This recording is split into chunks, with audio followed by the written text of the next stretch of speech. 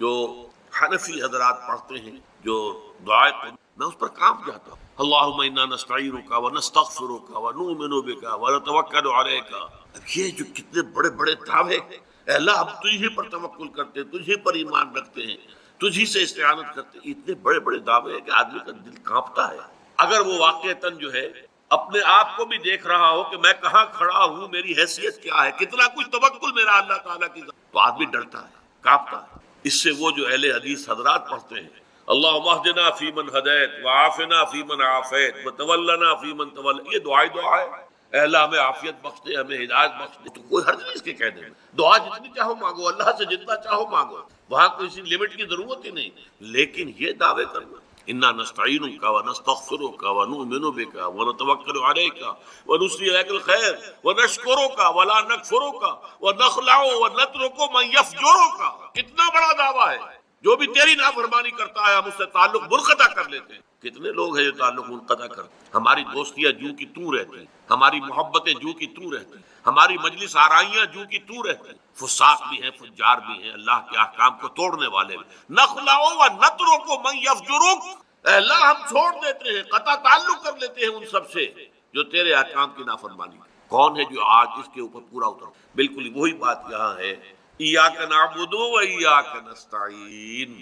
پروردگار یہ بہت بڑا دعویٰ ہے جو ہم نے کر دیا، بہت بڑا عہد اور میثاق کیا ہے. یہ کووننٹ کو کہا جاتا ہے، کووننٹ ہے، یہ میثاق ہے. الذی واثقکم بہ، اللہ تعالیٰ نے تمہیں جکڑ لیا ہے ایک میثاق کے اندر، ایک عہد کے اندر. اس عہد کو تم تازہ کرتے ہو ہر رکعت، نماز کی ہر رکعت میں. ایاک نعبد و ایاک نستعین.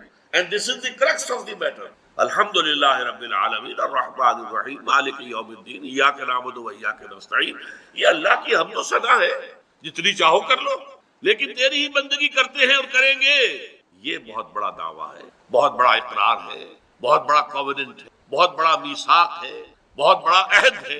اس میں ہم اے اللہ پورے نہیں اتر سکیں گے مگر تیری مدد سے، تیری تائید سے، تیری توفیق سے، تیری تحصیل سے. ایاک نستعین میننگ آف پریئر ان اسلام بڑا عظیم. اس نے جو نقشہ کھینچا ہے کہ یہ پریئر کیا ہے. انائے صغیر، یہ ایگو میرا، میری انا، میری خودی. انائے صغیر، انائے کبیر کے روبرو. انائے کبیر اللہ، اننی انا اللہ لا الہ الا انا. یہ انا، انائے کبیر اللہ کی انا، وہ عظیم انا. اور یہ چھوٹی سی محدود، تو ہے محیط بے کرام، میں ہوں ذرا سی آپ، یا مجھے ہم کنار کر یا مجھے بے کنار کر. اقبال نے پتہ نہیں کس جگہ کس کیفیت میں ڈوب کر یہ شعر کہا ہے. اے اللہ تو ایک ایسے سمندر کے جس کا کنارہ ہی نہیں، اور میں چھوٹی سی ایک پانی کی ایک چھوٹی سی ندی ہوں، آپ جو اب کیا شکل ہے. یا تو مجھے اپنے آپ میں ملا لے تاکہ میں بھی ناپیدا کنار ہو جاؤں. دریائے سندھ کا پانی جب سمندر میں گر جاتا تو سمندر ہی بن جاتا، اور یا پھر مجھے بھی بے کنار کر دے، میری وجود کو بھی اتنی وسعت دے دے کہ کوئی کنارہ نہ. اب یہ کیا اس نے سمجھا، کیا کہا. لیکن میں نے وہی انائے کبیر انائے صغیر. ایک ہے نماز ہم پڑھ لیتے ہیں، آپ نے سارا پڑھ لیا، سارا تعدیل ارکان بھی کر لی، لیکن اگر آپ کا اللہ کے ساتھ ڈائریکٹ کمیونین اور ڈائریکٹ کمیونیکیشن قائم نہیں ہوا تو نماز، جس کو کہ کہا گیا کہ الصلاۃ معراج المومنین، جو قرب حضور کو حاصل ہوا معراج میں، وہ ایک بندہ مومن دنیا میں رہتے ہوئے حاصل کر سکتا ہے نماز. اگر اس کی روح جو ہے واقعتاً ہم کا نام ہو رہی ہو الحمدللہ رب العالمین الرحمن الرحیم مالک یوم الدین اہدنا الصراط المستقیم ایاک نعبد و ایاک. اگر ہم واقعتاً ایسے کہہ رہے ہوں کہ ہمیں احساس ہو کہ ہم اللہ کے حضور میں حاضر ہیں اور عرض کر سجدہ کریں تو حدیث میں آتا ہے کہ ایسے محسوس ہو کہ گویا کہ میں نے اپنا سر اللہ کے قدموں میں رکھ دیا. یہ ہے نماز. اب جو گفتگو ہو رہی ہے یہ ہم کلامی ہے. الصلاۃ معراج المومنین، اہل ایمان کے حق میں یہ نماز جو ہے یہ معراج کی. لیکن یہ نماز کیسے نصیب ہوگی اگر روح سوئی ہوئی ہے، دبی ہوئی ہے، پسی ہوئی ہے، مزمحل ہے یا مردہ ہے؟ یہ نماز کیسے آتی؟ چاہے آپ 5 وقت کی نماز پڑھ رہے ہو، چاہے آپ نے ہیبٹ بنا لیا ہو نماز کو، چاہے کچھ بھی ہو گیا ہو، لیکن یہ کہ جب تک وہ روح بیدار نہ ہو، جب تک ہم کلامی نہ ہو. افلاک سے آتا ہے نالوں کا جواب آخر، اٹھتے ہیں حجاب آخر، کرتے ہیں خطاب آخر. جب تک یہ نہ ہو، جیسے کہ میں ایک حدیث قدسی انشاءاللہ آج سناؤں گا سورہ فاتحہ کے کہ اللہ تعالیٰ کے سامنے جب کھڑا ہو کر انسان جب کہتا ہے انی وجہت وجہی للذی فطر السماوات والارض حنیفا، دائیں بائیں سے بالکل اپنا تعلق کاٹ کر میں نے اپنا رخ کر لیا ہے اس اللہ کی طرف جس نے آسمانوں اور زمین کو پیدا کیا۔ اب یہ توجہ وجہ تو اگر یہ تو ہے چہرہ تو ہم نے کر دیا خانہ کعبہ کی طرف، اندر سے ہماری روح متوجہ نہیں ہوئی، وہ سوئی پڑی ہوئی، اسے پتہ ہی کچھ نہیں کہ کیا ہو رہا، تو اس صورت میں وہ کیا ہے، ظاہری بات تو پوری ہو گئی، نماز کا ثواب ہو جائے گا، فرض کی ادائیگی کا ثواب مل جائے گا، لیکن وہ اصل نماز تو حاصل نہیں ہوتی۔ یہ ہے وہ بات کہ وَإِذَا سَأَلَكَ عِبَادِي عَنِّي فَإِنِّي، اے نبی جب میرے بندوں کی روحیں بیدار ہو، توانا ہو جائیں، حیات تازہ سے وہ ہم کنار ہو جائیں، اور پھر وہ میرے بارے میں وہ میرا تقرب حاصل کرنا چاہتے تو آپ سے پوچھیں تو کہیے میں قریب ہوں۔ قرآن حکیم نے بھی سورہ آل عمران کے آخری رکوع میں ذکر کو سب سے پہلے اور سب سے اہم عامل کی حیثیت سے شمار کیا ہے۔ چنانچہ اس کی پہلی آیت جو ہے سورہ آل عمران کے آخری رکوع کی، اس میں تو وہی مضمون جو میں بیان کر چکا وہ آیا ہے، ان فی خلق السماوات والارض واختلاف اللیل والنہار لآیات لأولی الالباب، یقیناً آسمانوں اور زمین کی تخلیق میں اور دن اور رات کے الٹ پھیر میں نشانیاں ہیں ہوش مندوں کے لیے۔ ان کے ذریعے سے انسانی شعور کے اندر وہ معرفت رب اجاگر ہوگی، وہ پہلا مرحلہ اس نے طے کر لیا، وہ ڈورمنٹ معرفت اب ایکٹیویٹ ہو گئی۔ اب مزید فکر کا مرحلہ ہے جو اگلی آیت میں آیا ہے، الذین یذکرون اللہ قیاما وقعودا وعلی جنوبہم ویتفکرون فی خلق السماوات والارض ربنا ما خلقت ھذا باطلا سبحانک فقنا عذاب النار۔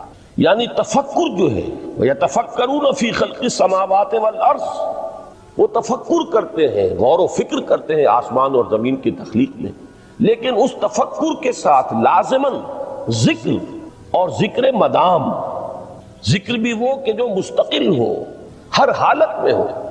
الذین یذکرون اللہ قیاما وقعودا وعلی جنوبہم، وہ لوگ کہ جو اللہ کو یاد رکھتے ہیں، اللہ کا ذکر کرتے ہیں، کھڑے ہوئے بھی، بیٹھے ہوئے بھی، اور اپنے پہلوؤں کے بل یعنی لیٹے ہوئے بھی۔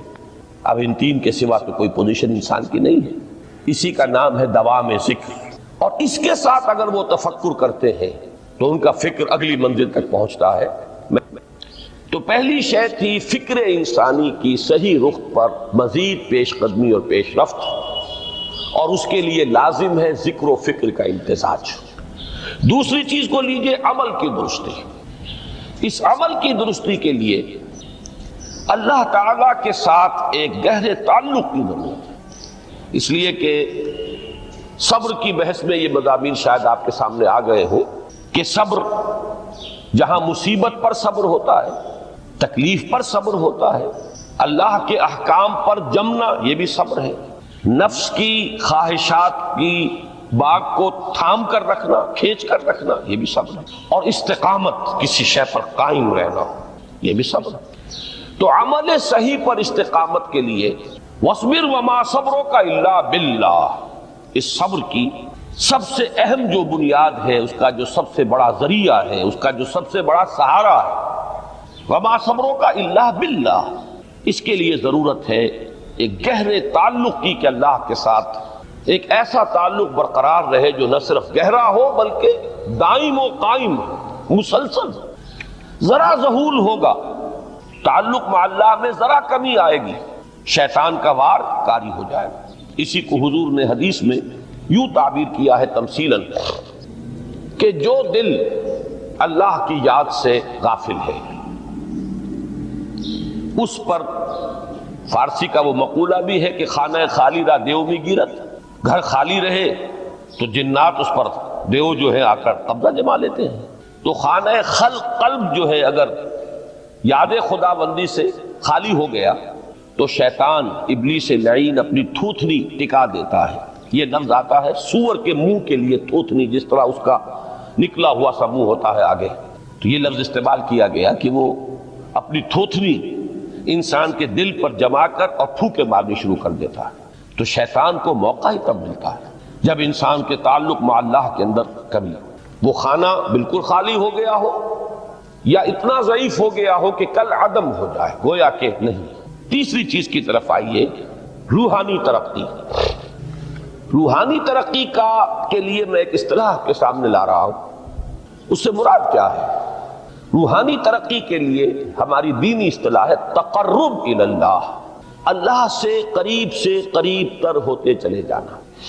اس پر میرا ایک کتابچہ بھی ہے، تقرب الی اللہ کے 2 مدارج، 2 درجے، جو در حقیقت ایک حدیث نبوی علیہ الصلوۃ والسلام ہی پر مبنی ہے کہ حضور نے ایک درجہ قرار دیا ہے تقرب بالفرائض، فرائض کے ذریعے سے انسان اللہ کا قرب حاصل کرے۔ ایک ہے تقرب بالنوافل، نوافل کے ذریعے سے اللہ کا قرب حاصل کرے۔ ان میں کیا نسبت و تناسب ہے، اہمیت کے اعتبار سے کون بڑھ کر ہے، بلندی کے اعتبار سے کون بڑھ کر ہے، یہ تمام مسائل میں نے اپنی اس تقریر میں بیان کیے تھے جو اس کتابچے میں شائع ہوئی ہے۔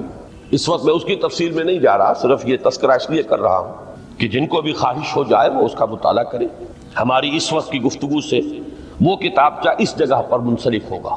تو تقرب الی اللہ، یہ تقرب کوئی فزیکل فینومینن نہیں ہے، جسمانی یا مادی مسئلہ نہیں ہے۔ اللہ سے قرب یہ نہیں ہے کہ کوئی کروڑوں میل کا فاصلہ ہے، اب ہمیں کوئی رسی پر چڑھنا ہے اوپر بڑی محنت اور مشقت سے، فصل تو ہے ہی نہیں، فاصلہ ہے ہی نہیں، بعد ہے ہی نہیں۔ نحن اقرب الیہ من حبل الورید، ہم تو انسان سے اس کی شہرگ سے بھی زیادہ قریب ہیں۔ ہوا معکم اینما کنتم، وہ تو تمہارے ساتھ ہی ہوتا ہے جہاں کہیں بھی تم ہو، بس صرف یہ کہ تمہاری توجہ نہیں ہوتی، تم اور چیزوں میں مشغول و مصروف رہتے ہو، تم ہماری طرف دھیان ہی نہیں دیتے، تم ہماری طرف متوجہ ہی نہیں ہوتے۔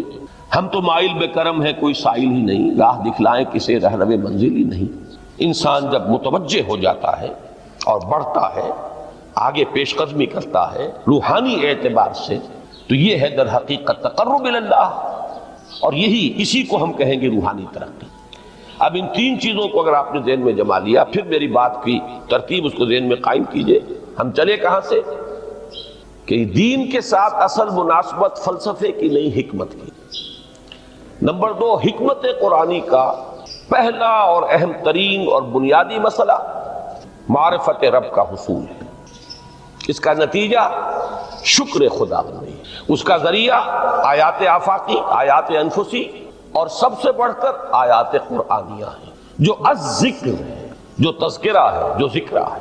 لیکن اس پہلے مرحلے کو اگر کوئی انسان بفضل ہی تعالی، اللہ کے فضل و کرم سے طے کر لے، اب اس کے سامنے 3 مسئلے ہیں۔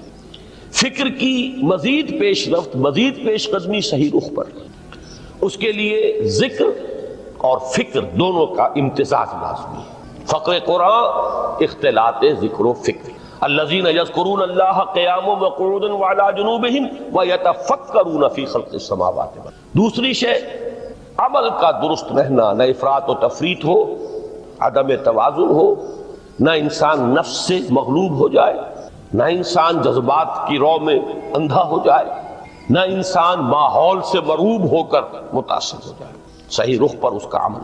نمبر 3، روحانی ترقی، جو اصل حاصل ہے، جو اصل مقصود ہے۔ نمبر 2 چیز کے لیے تعلق مع اللہ ضروری، نمبر 3 کے لیے تقرب الی اللہ۔ اب غور کیجئے، ان تینوں چیزوں کا بڑا گہرا تعلق ہے نماز کے ساتھ۔ ان تینوں کے لیے ستون کی حیثیت نماز کو ہے، لہذا ایمان کے بعد یا معرفت رب کے بعد حکمت دین کا اہم ترین مسئلہ نماز، صلاۃ۔ اس لیے کہ ایک طرف یہ انسان کو اللہ کے ساتھ ایک گہرے تعلق کا ذریعہ فراہم کرتی ہے، اپنے تمام مصروفیات میں سے، ان مشغولیتوں میں جن میں گم ہونے کا خدشہ ہوتا ہے، نکلو۔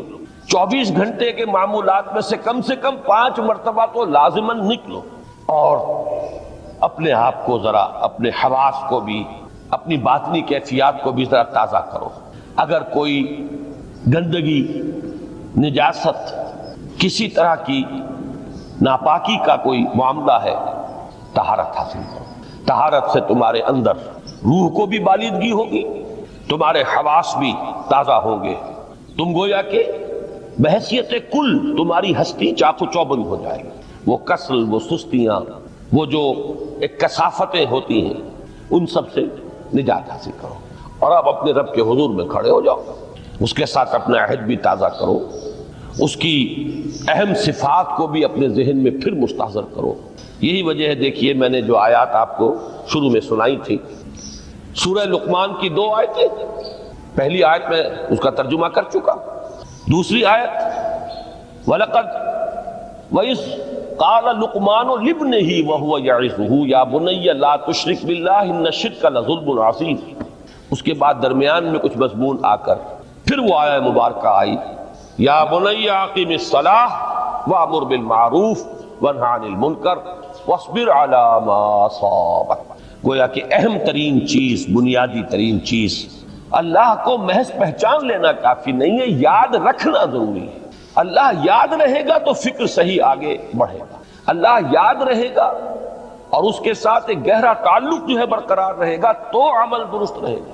بالکل یہی بات سورہ طٰہٰ میں جو پہلی وحی حضرت موسیٰ علیہ السلام پر ہوئی اور پہلا مخاطبہ ہے، چونکہ حضرت موسیٰ کو یہ انبیاء کرام کے مقدس گروہ میں ایک امتیازی حیثیت حاصل ہے کہ ان سے براہ راست گفتگو ہوئی ہے، اگرچہ صرف ایک پردہ تھا، اوٹ من ورائے حجاب گفتگو ہوئی ہے، لیکن یہ کہ کوئی فرشتے کا درمیانی جو ہے وہ لنک نہیں تھا. براہ راست اللہ تعالیٰ نے حضرت موسیٰ علیہ السلام سے کلام فرمایا. کلم اللہ موسیٰ تکلیما، موسیٰ سے تو اللہ نے کلام فرمایا جیسے کہ کلام کیا جاتا ہے. تو پہلا مخاطبہ ہے، یہ پہلا مکالمہ ہے، پہلی وحی کہیے. اسی میں یہ الفاظ بھی موجود ہیں اننی انا اللہ لا الہ الا انا فاعبدنی واقم الصلاۃ لذکری. یہ گویا کہ حکمت قرآنی کا ایک بہت بڑا خزانہ ہے یہ آیت مبارکہ کہ خود حضرت موسیٰ علیہ السلام کو جو ہدایت دی جا رہی ہے، میں ہوں، میں اللہ، اننی انا اللہ لا الہ الا انا، میرے سوا کوئی معبود نہیں. فاعبدنی، بس میری بندگی، میری عبادت، میری پرستش، میری محبت، اس کو اختیار کرو. وَأَقِمِ الصَّلَاةَ لِذِكْرِي، اور نماز کو قائم رکھو میری یاد کے لیے. بلکہ اسی سلسلہ کلام میں آگے چل کر سورہ طٰہٰ میں آتا ہے، کافی گفت و شنید کے بعد جب حضرت موسیٰ نے کچھ معذرت بھی کی، کچھ دعائیں بھی کی، اللہ نے ایک دعا قبول بھی کی کہ ان کے بھائی کو بھی شریک کر دیا، حضرت ہارون کو بھی. اس کے بعد پھر جب فرمایا کہ اب جاؤ فرعون کی طرف، تو اس میں فرمایا وَلَا تَنِيَا فِي ذِكْرِي، اور دیکھنا یہ جو عظیم مشن تمہارے کندھے پر آ گیا ہے، بڑا بھاری اور کٹھن ایک فرض ہے جو تم پر عائد ہو گیا ہے، اس کے لیے سب سے بڑی تمہارے پاس جو قوت کا ذریعہ ہے وہ نماز ہے. فَلَا تَنِيَا عَنْ ذِكْرِي، میری یاد میں کبھی غفلت نہ کرنا، اس میں کبھی کوئی کمی نہ آنے دینا.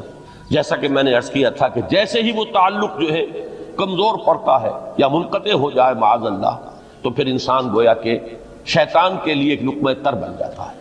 اب آپ غور کیجئے، تیسری شے تقرب الی اللہ، اس کے حوالے سے بھی جو فرائض اور نوافل کی بات ہے اس کو اس وقت ذہن سے نکال کر یہ سمجھیے کہ اس میں نماز کا کیا مقام ہے. اس لیے کہ نماز فرض بھی ہے، نماز نفل بھی ہے، وہ تو ان دونوں میں شریک ہو جائے گی. اب اس کو لفظ صلاۃ کے حوالے سے آپ ان دونوں چیزوں کو سمجھیے. صاد لام واو یا یہ چونکہ حروف علت ایک دوسرے سے بدلتے رہتے ہیں، یہ جو مادہ ہے اس کی جو خالص لغوی اصل ہے، جو خالص عربی زبان میں اس کا بنیادی مفہوم ہے، وہ آگ جلانا یا آگ تاپنا یا آگ سینکنا، حرارت حاصل کرنا. لہذا بار بار آتا ہے جہنم کے ذکر میں اسلوہا، اب جلو اس میں، تاپو اس کو، یہ سینکے گی تمہیں. بلکہ تفتلون کا لفظ آیا ہے حضرت موسیٰ کے کلام میں، جب وہ گئے تھے کوہ طور پر، جب پہنچ گئے تو تھے آگ تک کی تلاش میں، لعلکم تفتلون، تو اپنے اہل خانہ سے یہی کہا تھا کہ مجھے کہیں وہ روشنی نظر آ رہی ہے، غالباً کوئی وہاں سے آگ مل سکے گی، ورنہ یہ کہ کوئی رہنمائی، کوئی رستہ مجھے مل سکے گا، میں وہ آگ لے آؤں گا، کوئی چنگاری وہاں سے لے آؤں، لعلکم تفتلون، تاکہ تم. اب یہ اصطلاح در حقیقت باب افتعال ہے، اور یہ تے یہاں پر توئے کی شکل اختیار کر گئی، تا نے توبن کی صورت اختیار کی صاد کی وجہ سے. بہرحال اس کا سب سے بنیادی مفہوم جو ہے وہ ہے تاپنا، سکائی حاصل کرنا، حرارت. اس کے حوالے سے سمجھ لیجئے کہ سب سے بنیادی تعلق اس کا جو ہے وہ روح کے ساتھ ہے.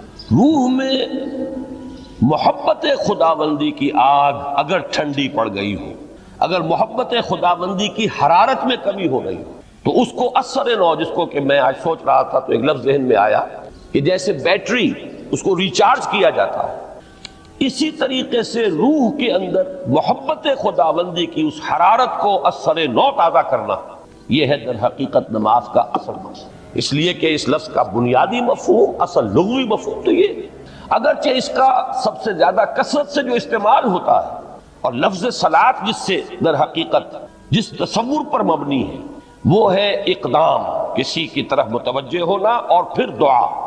صلاۃ کا سب سے قریبی مفہوم لفظی جب بیان کیا جائے گا، اس سے مراد، اس کے معنی، تو دعا اس میں اہم ترین ہے۔ کسی کی طرف توجہ کرنا، مناجات کرنا، گفتگو کرنا، مخاطبہ، مکالمہ، دعا، یہ در حقیقت صلاۃ کا سب سے بڑا اصطلاحی مفہوم ہے۔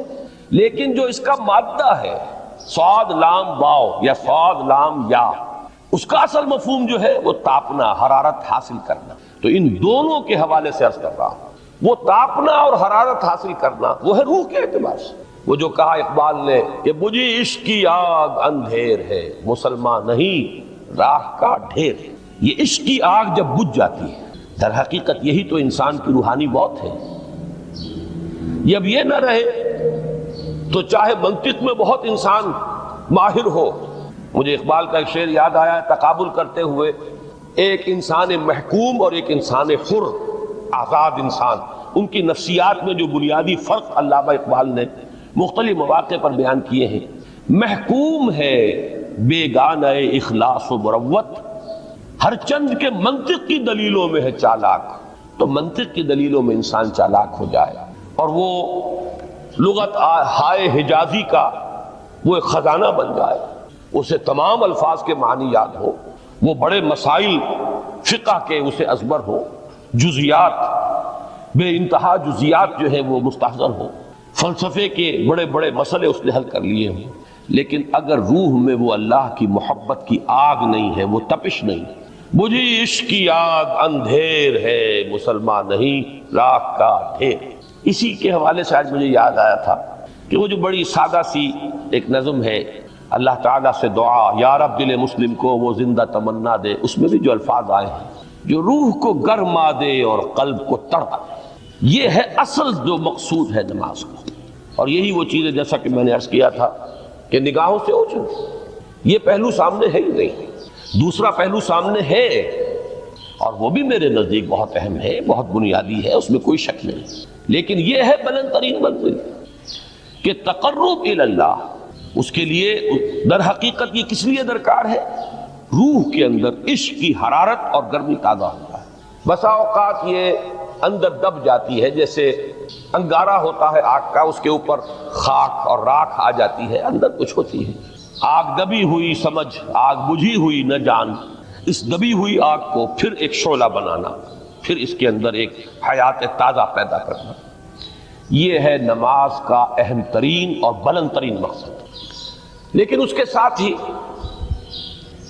اس نماز میں ذکر ہونا، اس کا یہ ذکر ہے، اور ذکر کی جب میں فہرست بیان کیا کرتا ہوں بہت سے حضرات کے سامنے ہوگا کہ ذکر کا در حقیقت مفہوم ہے استحضار اللہ فی القلب۔ ہمارے ہاں غلطی سے جو ذرائع ذکر ہے انہیں ذکر قرار دے دیا گیا ہے۔ نماز ذکر نہیں ہے، نماز ذکر کا ذریعہ ہے۔ اقیم الصلاۃ لذکری، نماز قائم کرو میرے ذکر کے لیے۔ یہ اللہ اللہ کہنا یا ادعیہ معصورہ جو حضور صلی اللہ علیہ وسلم کی مسنون دعائیں ہیں، انہیں اپنے تمام معمولات دنیاوی کے ساتھ ساتھ ان دعاؤں کو بھی انسان پڑھتا رہے، اللہ سے دعا کرتا رہے، یہ تمام ذرائع ذکر ہیں۔ سبحان اللہ الحمدللہ الحمدللہ، اس کا آپ ورد کیجئے، یہ بھی ذریعہ ذکر ہے۔ حقیقت میں ذکر ہے استحضار اللہ فی القلب، اللہ کو دل میں لے آنا، اللہ کو دل میں حاضر کر لینا، اصل میں تو ترجمہ ہوگا لیکن حاضر جاننا، یہ کیفیت جو ہے انسان کو حاصل ہو جائے۔ اب اس کے حوالے سے ذرا بات سمجھیے کہ ایک تو میں عرض کر چکا ہوں مجسم ذکر تو قرآن ہے، لہذا ذکر کی فہرست جب آپ کریں گے ذرائع ذکر تو ان میں سب سے پہلے قرآن آئے گا، اس لیے کہ وہ ہماری حکمت کے پہلے مسئلے کو حل کر رہا ہے، بنیادی مسئلہ، اہم ترین مسئلہ۔ دوسرے نمبر پر ذکر جو ہے، اب اس کے لیے کچھ اصطلاحات جو میرے مختلف دروس میں شاید آپ کے سامنے بعد میں آئیں یا پہلی آ چکی ہوں، ان کے حوالے سے میری بات سمجھیں۔ ایک ذکر غیابی ہے، تھرڈ پرسن میں صیغہ غائب میں اللہ کی یاد کرنا، اللہ اکبر اللہ اکبر اللہ اکبر. ابھی اللہ اکبر جو ہے یہ جملہ اسمیہ خبریہ ہے، ایک حقیقت کی تکرار آپ کر رہے ہیں. اللہ سب سے بڑا ہے، اللہ سب سے بڑا ہے. سبحان اللہ سبحان اللہ سبحان اللہ. یہ در حقیقت ذکر غیابی ہے کہ آپ اس میں مخاطب نہیں ہے اللہ سے. ایک ذکر خطابی کہیں یا ذکر حضوری کہیں جس میں مکالمہ ہوتا ہے، جس میں گفتگو ہوتی ہے. تو نماز در حقیقت ذکر حضوری اور ذکر خطابی کی بلند ترین شکل ہے. اس لیے میں نے عرض کیا تھا کہ نماز کے لفظ یا صلاۃ کے لفظ یہ اصطلاحی معنی جو اکثر و بیشتر کیے جاتے ہیں وہ ہے دعا. اور دعا میں ہوتا کیا ہے؟ مکالمہ ہے، مخاطب، اے اللہ، اے میرے رب، اے پروردگار. پھر یہ کہ اس میں اقدام اور کسی کی طرف متوجہ ہونا. یہی وجہ ہے کہ افتتاح صلاۃ، نماز کو شروع کرنے کے لیے ایک تو وہ الفاظ جو قرآن مجید میں آئے ہیں، انی وجہت وجہی للذی فطر السماوات والارض حنیفا وما انا من المشرکین. یہ ہے توجہ کا ارتکاز، بشرطے کہ یہ صرف الفاظ ہی نہ نکل رہے ہوں، واقعتاً یہ تعبیر ہو اس وقت کی انسان کی نفسیاتی کیفیت کی، کہ شعوری طور پر وہ فیصلہ کرتا ہے کہ اب میں منقطع ہو رہا ہوں، ہر چہار طرف سے اپنی توجہ کو ہٹا کر، ہر مسئلے سے اپنے آپ کو خالی و ذہن کر کے، یعنی ظاہری اور باطنی دونوں اعتبار سے میں اپنی توجہ کا ارتکاز کر رہا ہوں اس ذات کی طرف جس نے آسمانوں اور زمین کو پیدا کیا، اور بالکل یکسو ہو کر رہا ہوں. انی وجہت وجہی للذی فطر السماوات والارض حنیفا وما انا من المشرکین. اور دوسری وہ جو دعا جس سے ہم افتتاح کرتے ہیں اپنی نماز کا، دیکھیں اس میں خطاب کا کس قدر اہتمام. وہاں سبحان اللہ نہیں ہے، سبحانک اللہم، پاک ہے تو اے رب ہمارے، وبحمدک وتبارک اسمک وتعالی جدک. اب آپ غور کر رہے ہیں، یہ ہے خاطب، براہ راست مخاطب ہونا ہو رہی ہے. تو سب سے پہلی بات تو یہ ہوئی کہ ذکر کی ایک شکل ہے ذکر غیابی، دوسری ذکر حضوری، اور ذکر حضوری یا ذکر خطابی کی بلند ترین منزل، بلند ترین اس کا ذریعہ نماز. اس کو ایک پہلو سے اور سمجھ لیجئے. سورہ فاتحہ جب پھر ہم پڑھتے ہیں جسے الصلاۃ کہا گیا ہے، جو لب لباب ہے، خلاصہ ہے، اس میں پھر تدریجاً غیاب سے حضور کی طرف پیش قدمی ہوتی ہے. الحمدللہ رب العالمین الرحمن الرحیم مالک یوم الدین. یہ ذکر غیابی ہے، اس میں ابھی خطاب نہیں آیا. یہ وہی جملہ اسمیہ ہے، کل تعریف اس اللہ کے لیے ہے جو تمام جہانوں کا پروردگار ہے، مالک ہے، جو رحمان ہے، رحیم ہے، جزا و سزا کے دن کا مختار و مالک ہے. اب یہ غیاب سے حضور کی طرف، ایاک نعبد و ایاک نستعین اہدنا الصراط المستقیم. یہ ہے وہ. اب پہلے ایک معاہدہ ہے، ایک اقرار ہے، اعتراف ہے، وعدہ ہے، اور پھر دعا ہے، استدعا ہے. کہ حضور نے فرمایا، یقول اللہ تعالی، اللہ یہ فرماتا ہے، اسی لیے اس کو حدیث قدسی کہیں گے. قسمت الصلاۃ بینی و بین عبدی نصفین، میں نے نماز کو اپنے اور اپنے بندے کے مابین آدھا آدھا تقسیم کر دیا. اب یہاں تک تو جملہ ہے اللہ کا، یہ ہے حدیث قدسی. اب آگے جو ہے نریشن اس کی جو ہے حضور صلی اللہ علیہ وسلم کی جانب سے ہے، یعنی خبر دے رہے ہیں اللہ کی طرف سے ہی. ویسے تو تمام احادیث ہی گویا کہ ہم سمجھتے ہیں انسپائرڈ تو اللہ کی طرف سے ہی ہے، لیکن یہ کہ جہاں صراحت ہو کہ اللہ کہتا ہے وہ حدیث قدسی. تو یقول اللہ تعالی قسمت الصلاۃ بینی و بین عبدی نصفین، یہاں تک تو حدیث قدسی. اب دوسری عام حدیث ہے، اذا قال العبد الحمد للہ رب العالمین یقول اللہ تعالی حمدنی عبدی.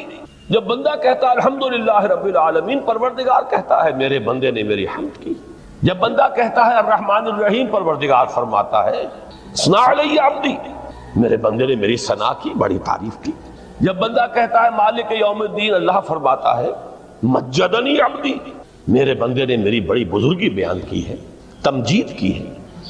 پھر جب بندہ کہتا ہے ایاک نعبد و ایاک نستعین، اللہ فرماتا ہے ھذا ما بینی و بین عبدی ولعبدی ما سأل، یہ ہے میرے اور میرے بندے کے درمیان. یہ تو معاہدہ ہے نا، معاہدے میں تو دو فریق جکڑے جاتے ہیں، بند جاتے ہیں. یہ میرے اور میرے بندے کے درمیان ہے. اور میرے بندے نے جو طلب کیا میں نے دیا، اس لیے کہ اس میں طلب بھی تو ہے، ایاک نستعین، تیری مدد چاہتے ہیں، یہ طلب ہے، اسی کی شرح ہے جو اب آخری 3 آیتیں ہیں۔ پروردگار ہم تیری مدد چاہتے ہیں، پروردگار ہم تیری ہی بندگی کرتے ہیں اور کریں گے، اور تیری ہی مدد چاہتے ہیں، چاہیں گے۔ اگر حال میں اس کا ترجمہ کریں گے زمانہ حال کے اعتبار سے، اس لیے کہ فعل مضارع میں تو دونوں موجود ہیں، شامل ہیں، تو یہ ایک اعتراف ہے، اظہار حال ہے۔ اللہ کرے کہ وہ واقعتاً صحیح اظہار حال ہو، ہم واقعی اللہ کی بندگی کرتے ہوئے یہ کہیں کہ ایاک نعبد، ورنہ اگر ہماری اصل صورتحال سے وہ مطابقت نہ رکھتا ہو تو پھر تو ایک طرح کا جھوٹ ہو جائے گا، غلط بیانی ہو جائے گی۔ ایاک نعبد، تیری ہی بندگی کرتے ہیں، اور مستقبل میں کیجئے، کریں گے، یہ ہے عہد۔ تیری ہی مدد چاہتے ہیں، تجھی سے مدد طلب کرتے ہیں، تجھی سے مدد چاہتے رہیں گے۔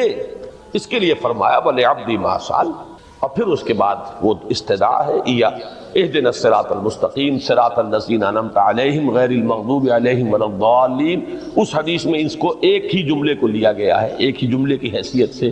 جب بندہ یہ کہتا ہے تو اللہ فرماتا ہے ھذا لعبدی ولعبدی ما سأل، یہ خالص میرے بندے کے لیے ہے۔ اس بندے نے ایک درخواست پیش کی ہے اور میں نے گرانٹ کی، وہ اپلیکیشن، وہ ریکویسٹ گرانٹڈ، ہم نے دے دی۔ ولعبدی ما سأل، یہ ہے اس کی تاثیر کا عالم، بشرطے کے معاملہ وہ شعور کے ساتھ، بشرطے کے مطابقت ہو ظاہر اور باطن کی، بشرطے کے مطابقت ہو قول اور فعل کی۔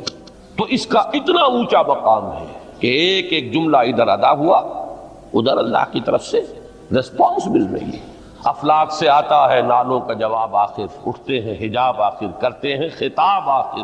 یہ عربی زبان میں عمل اور فعل یہ دونوں الفاظ مترادف ہیں، تفعلون یفعلون، تعملون یعملون، لیکن ان دونوں میں فرق ہے۔ فعل کوئی بھی فعل ہے جو آپ سے سرزد ہو گیا، چاہے ارادی طور پر چاہے غیر ارادی طور پر۔ عمل وہ ہے جو ارادے کے تحت کیا جائے، جس میں جد و جہد ہو، جس میں محنت ہو، جس میں مشقت ہو۔ تو فعل اور عمل کے درمیان زمین و آسمان کا۔ عمل محنت چاہتا ہے، جد و جہد چاہتا ہے، سعی چاہتا ہے۔ اور صالح سے مراد کیا ہے؟ باصلاحیت، جس میں گرو کرنے کی صلاحیت ہو، صالح۔ اس عمل صالح جس سے کہ انسانی شخصیت نشو و نما پائے، اس کی انٹرنل پرسنالٹی، اقبال کے اصطلاح میں اس کی خودی، اس کی انا، اس کی ایگو، اس کی روحانی شخصیت ترقی پائے، نشو و نما پائے، بلندی پر جائے، اس مقام کو حاصل کرنے کی کوشش کرے کہ جس مقام پر اللہ نے انسان کو پیدا کیا۔ والتین والزیتون وطور سینین وھذا البلد الامین لقد خلقنا الانسان فی احسن تقویم، بہترین سطح پر پیدا، مسجود ملائک بنایا، اپنا خلیفہ قرار دیا۔ ثم رددناہ اسفل سافل، پھر نیچوں میں سب سے نیچے پھینک دی۔ فرشتے ہم سے اونچے، جنات بھی ہم سے اونچے، جنات کہاں کہاں تک جاتے ہیں؟ میرا یہ خیال ہے کہ کم سے کم سولر سسٹم تک تو جنات کی رسائی ہے، آگے ہے یا نہیں مانی کہہ سکتے۔ لیکن یہ انسان اب محنت کرے گا، نیچے اگر پھینک دیا گیا تھا الا الذین آمنوا وعملوا الصالحات، جو ایمان لائیں گے اور نیک عمل کریں گے وہ پھر ریگین کر لیں گے اپنے۔ اس وقت یہ ہے کہ اصل نماز یہی ہے، یہ سورہ فاتحہ۔ چنانچہ میں آپ کو حدیث سنا رہا ہوں جو صحیح بخاری میں بھی ہے، صحیح مسلم میں بھی ہے، جامع ترمذی میں بھی ہے، سنن ابی داؤد میں بھی ہے، سنن نسائی میں بھی ہے، اور بہت سی کتابوں میں موجود ہے۔ اور یہ عن عبادہ بن صامت رضی اللہ تعالی عنہ، حضرت عبادہ بن صامت سے ہے مرفوعا کہ حضور نے فرمایا لا صلاۃ لمن لم یقرأ بفاتحۃ الکتاب، اس شخص کی کوئی نماز نہیں ہے جس نے کہ سورہ فاتحہ کی تلاوت نہیں کی۔ اب اس سے ہمارے ہاں ایک بڑا اختلاف پیدا ہوا، وہ نوٹ کر لیجیے۔ ایک رائے یہ ہے آپ اگر علیحدہ نماز پڑھ رہے ہیں تو ظاہر بات ہے کہ آپ کو ہر رکعت میں خود پڑھنی ہی پڑھنی ہے سورہ فاتحہ۔ جب باجماعت پڑھ رہے ہیں اب کیا شکل، امام پڑھ رہا ہے سورہ فاتحہ تو کیا مقتدی کو بھی پڑھنی چاہیے؟ اس حدیث میں جو الفاظ کی شدت ہے اس کی بنا پر رجحان یہ ہوتا ہے کہ یقیناً اس صورت میں ہر شخص کو لا صلاۃ لمن لم یقرأ بفاتحۃ الکتاب، جس نے کہ فاتحہ کی تلاوت نہیں کی، قرات نہیں کی، اس کی کوئی نماز ہی نہیں۔ تو یہ موقف ہے امام شافعی کا، یہی مسلک ہے ہمارے اہل حدیث بھائیوں کا کہ آپ چاہے اکیلے نماز پڑھ رہے ہو، چاہے امام کے پیچھے پڑھ رہے ہو، اور چاہے امام جو ہے وہ جہری رکعت پڑھا رہا ہے اور چاہے سری رکعت پڑھا رہا ہے۔ خاموشی والی رکعت سورہ آپ کو معلوم ہے کہ نماز جو ظہر اور عصر کی ہے تو چاروں رکعتیں جو ہے وہ سری ہیں، مغرب کے اندر آ کر 2 جہری ہیں 1 سری ہے، عشاء میں آ کر 2 جہری ہیں 2 سری ہیں، سورہ اور نماز فجر کے اندر دونوں جو ہیں وہ جہری ہیں۔ تو چاہے جہری ہو چاہے سری ہو، آپ کو بھی لازماً جو مقتدی ہے اسے بھی سورہ فاتحہ پڑھنی ہوگی۔ اب اس کے لیے انہوں نے یہ طریقہ جو ہے تلقین کیا ہے کہ امام تیزی سے نہ پڑھے، رک رک کر پڑھے، الحمدللہ رب العالمین، اس کے بعد اتنا وقفہ دے دے کہ جو مقتدی ہے وہ بھی کہہ لے اپنے دل میں یا پڑھ لے الحمدللہ رب العالمین الرحمن الرحیم۔ تو یہ رک رک کر پڑھنا، خاص طور پر اگر آپ کو موقع ہوا ہو کسی اہل حدیث امام کی امامت میں نماز ادا کرنے کا، تو آپ دیکھیں گے کہ بڑا فرق ہے۔ ہمارے جو حنفی امام الحمدللہ رب العالمین الرحمن الرحیم مالک یوم الدین ایاک نعبد و ایاک نستعین، 4 آیتیں جو ہیں وہ بھی ایک ساتھ میں پڑھ جائیں گے، لیکن یہ کہ عام طور پر جو اہل حدیث حضرات ہیں وہ رک رک کر ٹھہر ٹھہر کر پڑھتے ہیں، ترتیل کے انداز میں پڑھتے ہیں۔ یا پھر دوسری شکل انہوں نے ایک اور کی ہے، یہ آپ سعودی عرب میں جب کبھی نماز پڑھیں گے اور آپ پڑھی ہو آپ نے، تو وہاں آپ دیکھیں گے کہ امام جو ہے وہ سورہ فاتحہ پڑھنے کے بعد کوئی 1 منٹ جو ہے خاموش رہتا ہے، تاکہ آپ اب جو مقتدی ہیں وہ اس وقفے میں وہ اب سورہ فاتحہ پڑھ لیں، پھر وہ قرات کرے گا، کوئی اور آیات اس نے شامل کرنی ہے تو بعد میں شروع کرے گا، درمیان میں وقفہ ہوگا۔ لیکن ایک مسلک یہ ہے، اور یہ مسلک جو ہے یہ در حقیقت قرآن مجید کی ایک آیت کے اوپر مبنی ہے۔ سورہ اعراف کے آخر میں فرمایا گیا وَإِذَا قُرِئَ الْقُرْآنُ فَاسْتَمِعُوا لَهُ وَأَنصِتُوا، جب قرآن پڑھا جا رہا ہو تو توجہ سے اسے سنو، خود خاموش رہو۔ اب یہ قرآن مجید کی آیت ہے، اس کے بنا پر ایک رائے یہ ہے کہ آپ امام کے پیچھے سورہ فاتحہ نہیں پڑھیں گے، پڑھا جا رہا ہے سنو اس کو، خود خاموش رہو۔ اور اس کے لیے وہ دلیل دیتے ہیں کہ یہ شکل ایک وفد کی سی ہے، جیسے کسی بڑی شخصیت کے پاس اگر آپ کا کوئی وفد جاتا ہے، 8-10 افراد ہیں، ان میں اسپوکس مین ایک ہوتا ہے، وہ بات کرتا ہے، باقی سب لوگ موجود رہتے ہیں، سنتے ہیں۔ اسی طریقے سے امام جو ہے وہ گویا کہ آپ کا نمائندہ ہے، اور وہ پڑھ رہا ہے الحمدللہ رب العالمین الرحمن الرحیم مالک یوم الدین، تو امام کی قرات ہی آپ کی بھی قرات ہو گئی۔ گویا کہ اس آیت سے، اس حدیث سے اختلاف نہیں ہے، اس کی تعبیر سے اختلاف ہے کہ امام کا قرات کر لینا در حقیقت مقتدیوں کی طرف سے بھی قرات۔ اس میں جو حنفی مسلک ہے وہ بہت سخت ہے، اور وہ یہ ہے کہ چاہے سری نماز ہو اور چاہے جہری ہو، ہر کسی بھی حالت میں مقتدی جو ہے وہ سورہ فاتحہ نہیں پڑھے گا۔ اب اس میں ذرا سا سوال پیدا ہوتا ہے کہ جہری رکعت میں تو اس آیت کا اطلاق ہو جائے گا کہ وَإِذَا قُرِئَ الْقُرْآنُ فَاسْتَمِعُوا لَهُ وَأَنصِتُوا، سری میں تو اس آیت کا اطلاق نہیں ہوتا۔ بہرحال یہ مسلک ہے، امام شافعی کا ایک انتہا پر ہے، ہر صورت میں سری ہو یا جہری ہو آپ کو پڑھنی ہی پڑھنی ہے، اور امام ابو حنیفہ دوسری انتہا پر ہے کہ چاہے سری ہو چاہے جہری ہو کسی شکل میں نہیں پڑھے۔ امام مالک کا مسلک ہے درمیان میں، اور میں اس میں کوئی جھجک محسوس نہیں کرتا کہ میں آپ کے سامنے عرض کر دوں کہ میں اس پر عمل پیرا ہوں۔ وہ کیا ہے؟ جہری نماز میں خاموش رہو اور سنو، اس آیت کا اطلاق ہو جائے گا جب بلند آواز سے پڑھ رہا ہے امام تو پوری توجہ، فاستمعوا لہ، اپنی پوری توجہ کو اس کے سننے کے اوپر مرکوز کر دو اور خود خاموش رہو۔ سری رکعت میں البتہ جبکہ وہ بھی خاموشی سے پڑھ رہا ہے، آپ بھی خاموشی سے پڑھ رہے۔ بہرحال ان چیزوں میں میں نے یہ سب کچھ بیان کیا ہے، تو اس سے جو میرا مقصود ہے وہ یہ ہے کہ معلوم ہو جائے کہ اس میں کوئی بڑی بنیادی بات نہیں ہے، نہ یہ کہ جو حنفی ہیں وہ اس حدیث کا انکار کرتے ہوں کہ لا صلاۃ لمن لم یقرأ بفاتحۃ الکتاب، کیسے وہ انکار کریں گے، اور نہ ہی کوئی جو حنبلی ہے یا اہل حدیث ہے وہ قرآن کی اس آیت کا اختلاف سے جو ہے وہ اختلاف کر سکتا ہے کہ اذا قرئ القرآن فاستمعوا لہ وانصتوا، لیکن یہ کہ اس کے پھر اس سے جو احکام کا استنباط ہے اس میں اختلاف ہو جاتا ہے، تو اس کو نہیں سمجھنا چاہیے کہ یہ کوئی بہت بڑی اہمیت والی بات ہے۔ بات کہ جو فرض نماز ہے اصل اہمیت اس کی ہے۔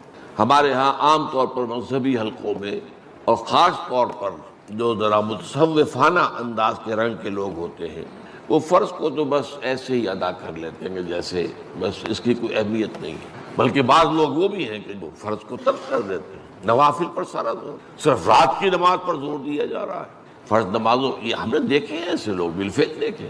یہ تمام چیزیں جو ہیں در حقیقت اس پھر راہ نبوت سے انسان کو ہٹا دینے والی ہیں۔ فرض کتنا فرض، نفل کتنا نفل۔ نوافل کے بارے میں جو ہے شریعت سے ثابت ہے، وہ تہجد بھی نافلۃ لک، حضور کے لیے تو لازم تھی، باقی کے لیے لازم نہیں ہے۔ جو قیام اللیل شروع میں تھا وہ لازم نہیں ہے. ہاں رمضان مبارک میں اس کی تشویق ہے، ترغیب ہے، وہ خاص ایک مہینہ ہے، اس میں دن میں کھانا پینا جو ہے وہ حرام کیا گیا، تو رات کو 2/3 رات یا 1/3 کم سے کم 1/3 رات جاگو اللہ کے قرآن کے ساتھ، اللہ کی کتاب کے ساتھ. تو یہ اصل میں جو توازن ہے یہ جو ہے بہت ضروری. ارأیت اذا صلیت الصلوات المکتوبات، حضور آپ نے دیکھا، غور فرمائیے کہ اگر میں جو فرض نمازیں ہیں وہ ادا کروں.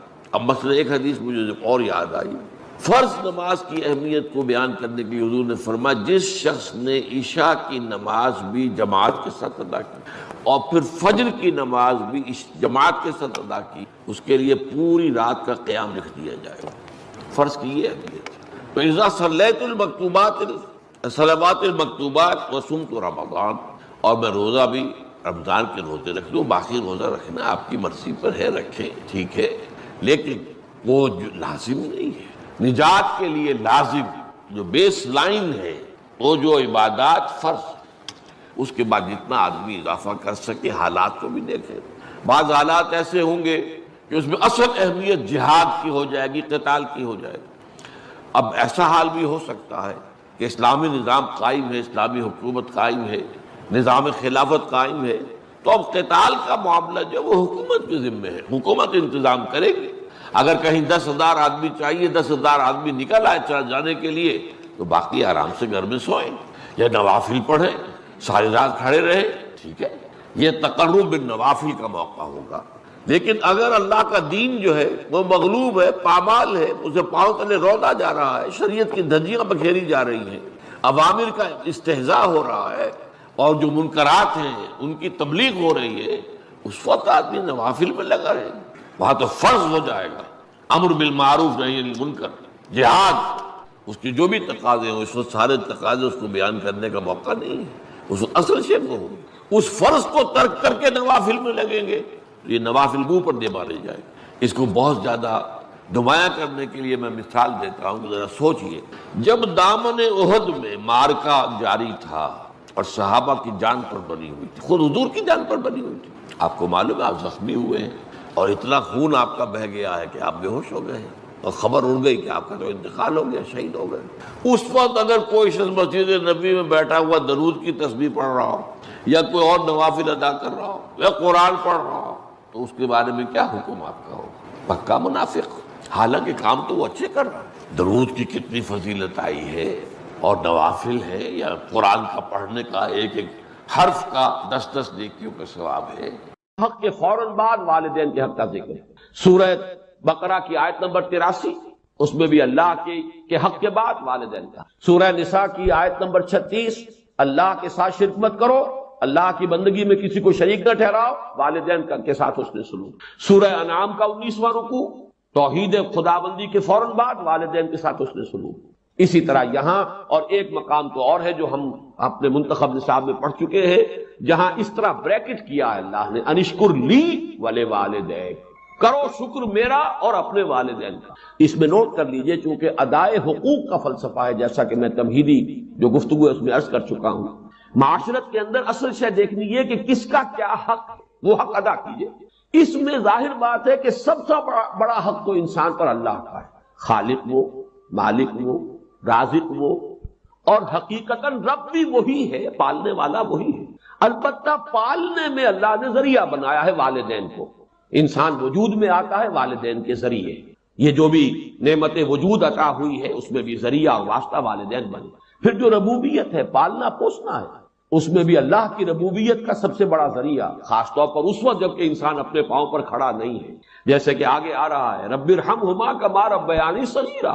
اے رب، جب کہ میں بالکل چھوٹا سا تھا، مجھے تو اپنی ضرورتوں کا احساس بھی نہیں تھا، میں اپنی کسی ضرورت کا شعور بھی نہیں رکھتا تھا، انہوں نے میری کیئر کی ہے، مجھے پالا پوسا ہے، میری ضروریات فراہم کی، یہ میری تکلیف پر خود جاگتے رہے ہیں اور تڑپتے رہے، اپنا پیٹ کاٹا ہے اور مجھے کھلایا ہے.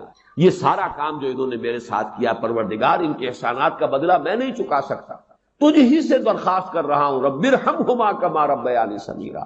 تو معلوم ہوا کہ یہ در حقیقت اسلامی تمدن اور اسلامی معاشرت کا اصل الاصول ہے کہ حقوق میں اللہ کے حق کے فوراً بعد، بلکہ متصلاً بعد، بریکٹڈ اللہ کے حق کے ساتھ والدین کا حق. یہاں بھی ذرا ایک فرق جو ہے وہ نوٹ کر لیں. جہاں بات آئے گی اطاعت کی، اطاعت اللہ کے بعد رسول کی، والدین کی نہیں. والدین کی اطاعت تو مشروط ہوگی، لیکن اللہ کی اطاعت کے ساتھ بریکٹڈ اطاعت اطیعوا اللہ واطیعوا الرسول. سورہ تغابن میں بھی ہم پڑھ چکے فَإِن تَوَلَّيْتُمْ فَإِنَّمَا عَلَىٰ رَسُولِنَا الْبَلَاغُ الْمُبِينُ. اطاعت میں اللہ کے بعد فوراً اللہ کا رسول، محبت میں اللہ کے فوراً بعد اللہ کا رسول.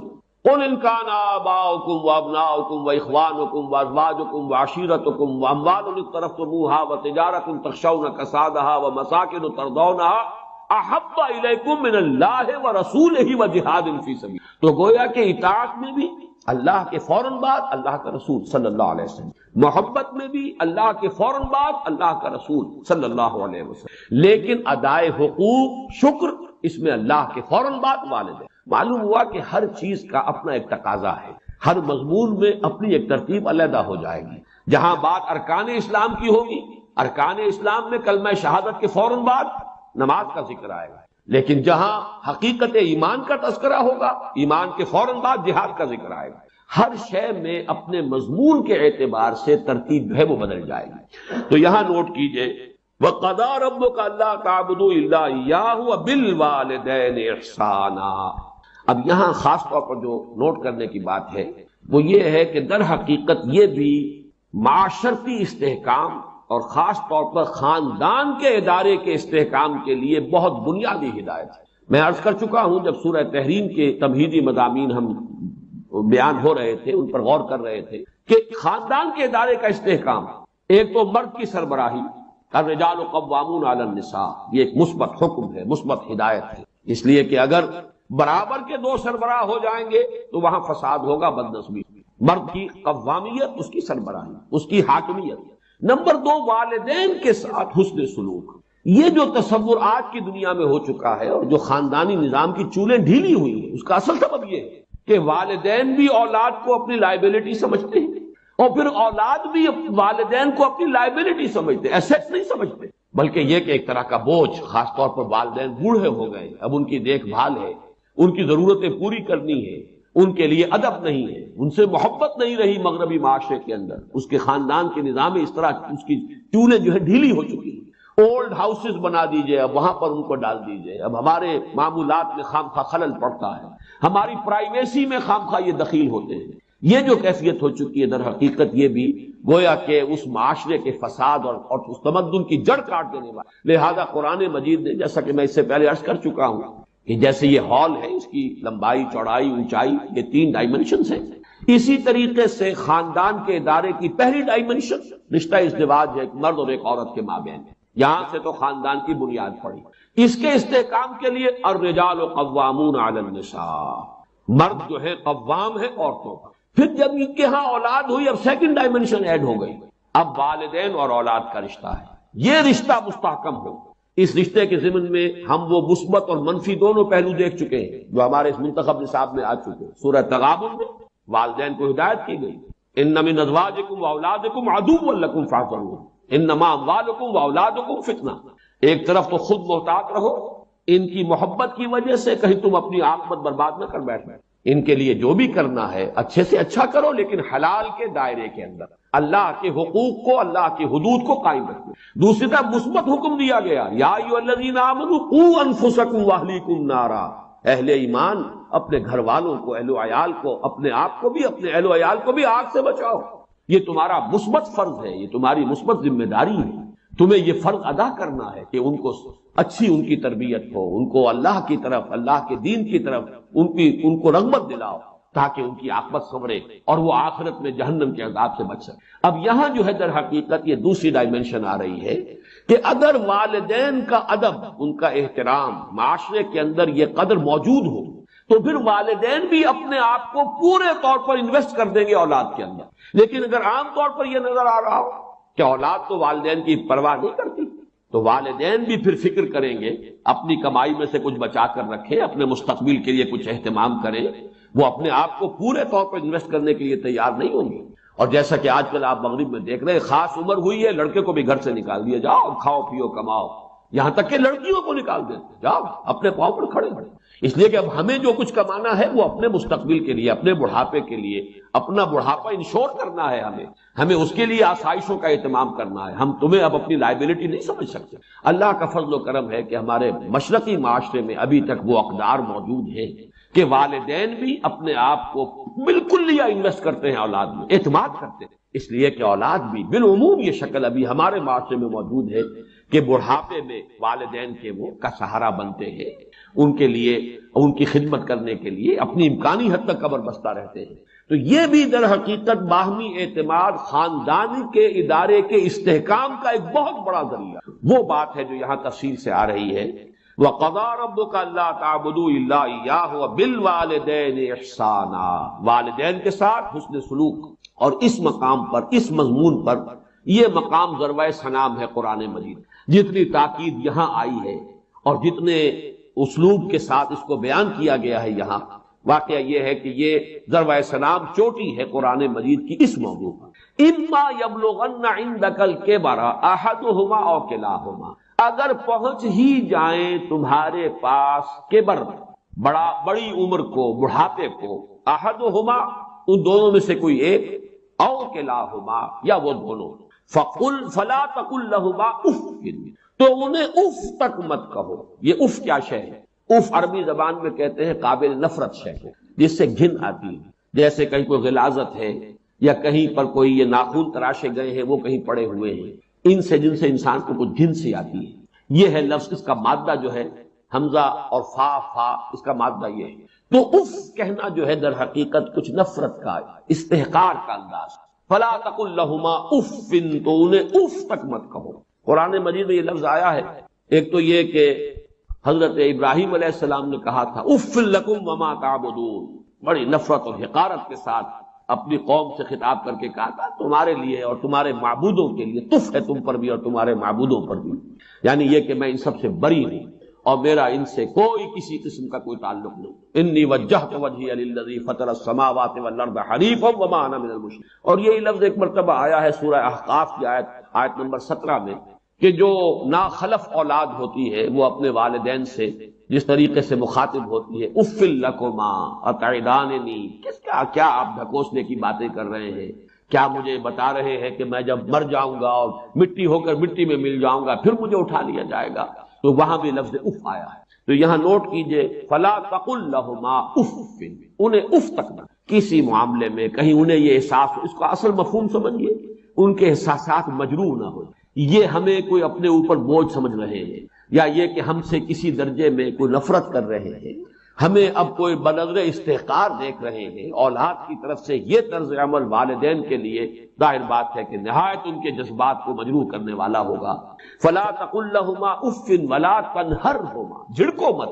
یہ آگے بات مزید واضح ہو جائے گی۔ کبھی ایسا ہوتا ہے کہ بڑی عمر کو والدین پہنچ گئے ہیں، تو جیسے خود قرآن مجید میں سورہ حج میں بیان کیا گیا ارذل العمر، ایک بڑی عمر ایسی بھی ہوتی ہے کہ وہ جس کو ارذل عمر کہا گیا ہے، اور اس میں کہ لا یعلم من بعد علم شیئا، انسان کے حافظے میں، ذہن میں، سوچ میں وہ ترقی معکوس شروع ہو جاتی ہے، بلکہ یہ کہ بچپن کی سی کچھ باتیں جو ہیں وہ عود کر آتی ہیں، لوٹ کر آ جاتی ہیں، وہی عادتیں، وہی خواہشات۔ اس ظاہر بات ہے کہ اس وقت والدین کی ہر بات نہیں مانی جا سکتی، ان کی کسی فرمائش کو رد بھی کر دینا پڑے گا، لیکن لا تنہر، جھڑکو مت۔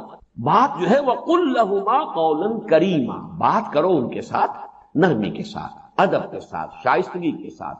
کسی فرمائش کو اگر رد بھی کر دینا ہے تو جھڑکنے کے انداز میں نہیں، ڈانٹنے اور ڈپٹنے کے انداز میں۔ وَلَا تَنْهَرْهُمَا وَقُلْ لَهُمَا قَوْلًا كَرِيمًا، اور ان سے بات کیا کرو، گفتگو کرو، ان کے سے مخاطب ہو تو بڑے ادب کے ساتھ، نرمی کے ساتھ، شائستگی کے ساتھ، تہذیب کے ساتھ، ان کے مقام اور مرتبے کو ملحوظ رکھتے۔ وَخْفِضْ لَهُمَا جَنَاحَ الذُّلِّ مِنَ الرَّحْمَةِ، دیکھیے یہاں کتنے مختلف اسلوبوں سے بات لائی جا رہی ہے، ایک ہی بات ہے لیکن تکرار کے ساتھ، اعادے کے ساتھ اس کو لایا جا رہا ہے تاکہ اور بات واضح ہو جائے۔ وَخْفِضْ لَهُمَا جَنَاحَ الذُّلِّ، اور اپنے بازوؤں کو جھکا کر رکھا کرو ان کے سامنے، جناح الذل من الرحمہ۔ اب ذل بھی کہتے ہیں کسی کے سامنے پست ہو جانا، کسی کے سامنے اپنے آپ کو بچھا دینا۔ پھر رحمت اور شفقت، یہ جو کیفیت ہے جذبات کے اندر، ان کے سامنے یہ رہو تمہارے